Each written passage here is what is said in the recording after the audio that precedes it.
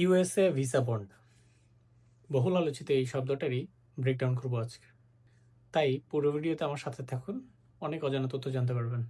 Social মিডিয়াতে আজকাল অনেক ভুল তথ্য ঘুরে বেড়াচ্ছে, সাচ অ্যাজ এটা সবার জন্য বাধ্যতামূলক, ভিসার ইস্যু আরও কমে যাবে, এই টাকা ফেরত পাবো কি না, পেলেও কতদিন পর পাবো, 5 বছরের ভিসা পেলে কি 5 বছর পর্যন্ত এই টাকা আটকে থাকবে কিনা, আরও নানান প্রশ্ন।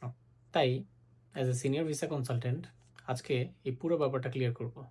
ইউএসএ ভিসা বন্ড যেটা কার্যকর হবে 21শে জানুয়ারি 2026 থেকে, যেটা ইমপ্লিমেন্ট হবে অনলি V1 V2 ভিসার ক্ষেত্রে, এবং এই ভিসা বন্ড প্রত্যেকটা অ্যাপ্লিকেন্টের জন্য বাধ্যতামূলক নয়। ভিসা অফিসার যদি মনে করে আপনার ওভারস্টে করার রিস্ক আছে, তখনই আপনাকে বন্ড দিতে বলবে। আর এই বন্ডের অ্যামাউন্ট 5,000, 10,000 এবং $15,000, যেটা বাংলা টাকায় 6 থেকে 18 লক্ষ টাকা।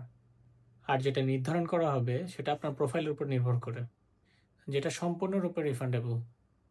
এবং সবচেয়ে ইম্পর্টেন্ট রিফান্ডের যে এই ওয়েটা হচ্ছে, আপনি যখনই ইউএসএতে ঘুরতে যাবেন, ঘুরতে যাওয়ার সময় আপনি সিকিউরিটি বন্ডটা দিয়ে যাবেন। যখন আপনি অন টাইমে ব্যাক করবেন, দেশে ফেরার পরেই আপনার টাকাটা অটো রিফান্ড হয়ে যাবে। আর যারা ভাবছেন এই ভিসা বন্ড রুলসের জন্য ভিসার ইস্যু কমে যাবে, নো, ইটস টোটালি রং। এই ভিসা বন্ডের জন্য ভিসার ইস্যু এখন আরও বেড়ে যাবে। যেখানে আগে ভিসা অফিসারদের একটু সন্দেহ হলেই তারা মানুষের অনেক ভালো প্রোফাইলগুলো রিজেক্ট করে দিত, সেখানে ভিসা বন্ডের মাধ্যমে এখন ভিসা অফিসাররা ভিসা দিবে, যেটা আমাদের বাঙালিদের জন্য যথেষ্ট সুখবর। তাই সোশ্যাল মিডিয়ার ভুল তথ্যের মধ্যে না থেকে আমাকে ফলো করুন। আমি আপনাকে এরকম ইনফরমেটিভ আর অনেক ভিডিও শেয়ার করব। এবং আপনাদের যদি এই রিলেটেড কোনো কোশ্চেন থাকে, অবশ্যই আমাকে ইনবক্স করবেন কিংবা এই ভিডিওর নিচে কমেন্ট করবেন। আমি অবশ্যই আপনাদেরকে ইনফরমেশন শেয়ার করব।